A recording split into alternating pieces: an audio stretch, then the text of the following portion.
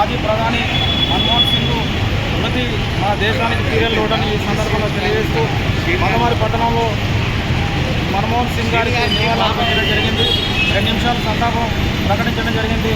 దేశ ఆర్థిక వ్యవస్థలో మన దేశాన్ని ముందుకు నడిపిన ఘనత మన్మోహన్ సింగ్ గారికి దక్కుతుంది.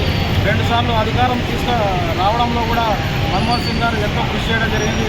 కావున ప్రతి ఒక్కరూ మన మన్మోహన్ సింగ్ గారి ఆశయాలను కొనసాగించాలని ఈ సందర్భంగా తెలియజేస్తున్నాం. మాజీ ప్రధాని మన్మోహన్ సింగ్ గారు నిన్న రాత్రి అనారోగ్య కారణం వల్ల స్వర్గస్థులైనారు. నిజంగా కూడా ఈ విషయం దేశమంతా కూడా కన్నీళ్లు పెట్టుకునేటువంటి సందర్భం.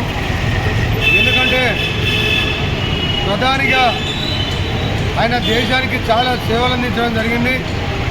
మొదటి నుంచి కూడా మరి ఇందిరాగాంధీ కాడ నుంచి మొదలుపెట్టి జవహర్లాల్ నెహ్రూ కాడ నుంచి మొదలుపెట్టి పార్టీని పట్టుకొని ఒక్కతాటిగా నడిపించినటువంటి నాయకులు.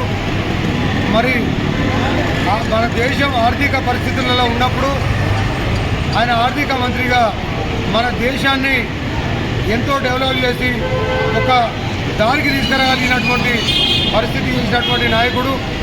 అటువంటి నాయకుడు మన దేశానికి లేకపోవడం చాలా బాధాకరం.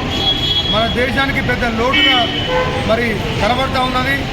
కాబట్టి ఈరోజు మంచిర్యాల జిల్లా చెన్నూరు నియోజకవర్గం మందమరి పట్టణంలో మరి కాంగ్రెస్ కార్యకర్తలు, నాయకులు, సేవాదల్ అందరూ కూడా ఈరోజు స్వర్గీయ మన్మోహన్ సింగ్ గారి గురించి 2 నిమిషాలు మౌనం పాటించి వారి గురించి మరి ఎట్లయితే ప్రభుత్వం 7 రోజులు సంతాప దినాలు పాటించినారో దాన్ని అందరూ కూడా పాటించాలని చెప్తూ అటువంటి నాయకుని మనం దూరమైనందుకు ఎంతో బాధ అనిపిస్తున్నది.